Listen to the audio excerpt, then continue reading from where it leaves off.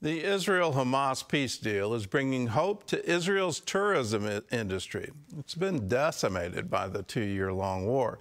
The number of visitors to Israel is at historic lows, and it's costing the country billions of dollars. CBN's Paul Petit reports from Jerusalem.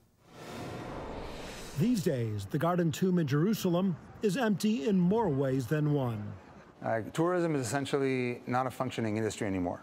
CBN News spoke to Israeli tour guide Uri Goldflam just outside the Upper Room, the traditional location of Jesus' Last Supper. It's void of visitors as well. Used to be a sixth largest export industry in Israel, and today it doesn't exist as an industry. It's not a viable industry. There are not enough tourists to come to fill calendars. It's been a brutal 1-2 punch for the country's tourism industry. First came the pandemic of 2020. Then just months after it ended in May of 2023 came the Hamas terrorist attack of October 7. As you can see right now, where are all the people?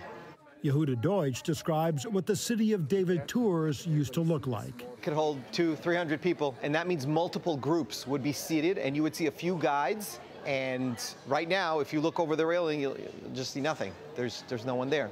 It's no different at the Garden of Gethsemane. According to the Israel Ministry of Tourism, the country is suffering record losses. Tourism has plummeted by almost 70% since the war in Gaza.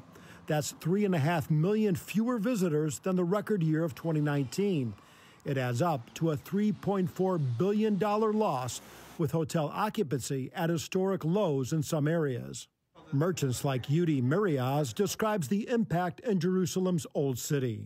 You see the street is empty right now, and it was more or less for the last 2 years, a bit, sometimes a few more days. It's most of the time it's me, and there's a stray cat to come to stay with me. While Yudi is still painting, tourism facilities and hotels have either reduced operations or temporarily closed their doors. Yehuda says he's fortunate to still be employed. I'll say two things that I have pain when I say it, but because it hurts.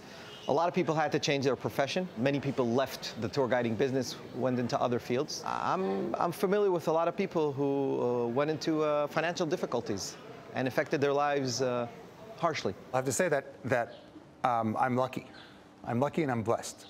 In order to stay afloat, Yuri had to reinvent himself. In addition to making online videos and tour apps, he travels to the United States and speaks at churches about Israel history, the war in Gaza, October 7th, an Israeli one-man PR firm battling against many of the false accusations about what's happening here. First of all, I speak to audiences who are friendly, like people who support Israel, people who intuitively understand that in this great battle, there's good and there's evil, there's right and there's wrong, and Israel is on the right side of this equation. Yuri's speaking engagements in the U.S. extend to civic and business groups, synagogues, and state legislatures. He plans to return to the U.S. soon. Most people don't know where the Gaza Strip is. They couldn't find the West Bank on a map. Uri and Yehuda say misconceptions around geography here contributes to the lack of visitors. Jerusalem is a good 90-minute drive to the Gaza Strip. It's what you see on the news is in a very specific area. It is completely irrelevant to the rest of the country. The silver lining is that all these sites that are usually very, very crowded are now empty. So if you do want to come, and you do want to travel to Israel, and Israel's safe. I mean, you walk around here, and people walk around Israel. My kids go to school, kids go walk around, it's fine. Israel is safe to visit, and if you do want to come, you will enjoy all the popular tourist sites without any lines or any crowds. It's quite wonderful. Now there's new hope with the ceasefire pausing 2 years of war. Still, the tourism industry is prepared for a long uphill recovery. Yudi isn't concerned as he repeats his answer when often asked how slow tourism here has been. And in many ways, we are like fishermen. Imagine fishermen in the Sea of Galilee, and it's a stormy day. Would you be able to go and fish now? It's a stormy day. But you have alternatives. You can sit, fix your nets, prepare other things, and the storm will be over. So I'm here. I know it's going to be stormy, but it will be over, because storms make us better. In Jerusalem, Paul Petit, CBN News. I remember trying to do a video shoot at the Garden of Gethsemane. I thought we were in the part of that garden that was away from the tourists, but we ended up in a if you can imagine this, a tourist bus traffic jam going to the Mount of Olives, and the buses were having trouble turning around on the narrow streets, and everything was just jammed up. I went in March last year, so it was just 6 months after the horrible attack of October 7th, and it was completely empty. Everywhere we went, there weren't any crowds, there weren't anybody at all, and what an incredible difference. But I'm very pleased to say Israel is back open, and Lord willing, this peace deal will hold.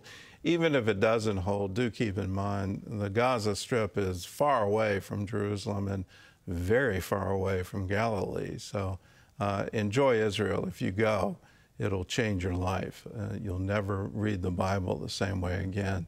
It is absolutely incredible to walk in the streets where Jesus and his disciples walked, to see the places where the kings and the prophets lived and wrote down things that changed the world. It's incredible. So if you get a chance to see Israel and go in person, I encourage you to do it. So do it, and do it